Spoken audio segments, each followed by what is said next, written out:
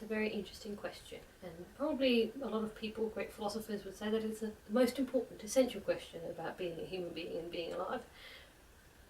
So, who am I?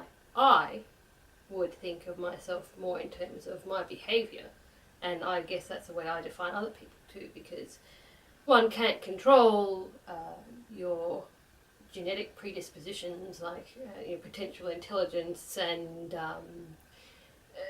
your family situation. All of these things are beyond your control, which most people think of as defining who you are. And I guess I like to think that I can define myself by my behaviour and by my actions. So I like to think of myself as an ethical person. I like to think of myself as a kind person, and I guess my motivating modus operandi is to always do the least amount of harm and try and do the greatest amount of good. But I don't know that other people would necessarily define me that way, because we have a tendency to define people based on their appearance. So I guess other people would look at me and think, well, you're a woman and you're a white woman and depending on how they read my accent, they might say I was Australian or they might say I was British.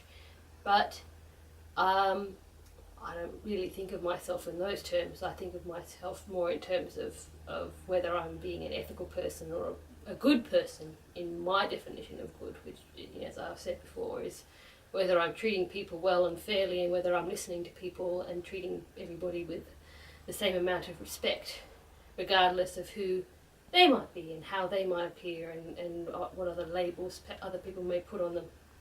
So I guess I would say who I am is a kind person who wants to help other people, who wants to teach other people what I know about life and learn from what other people have to say about life as well.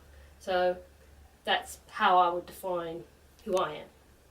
But you might think something different.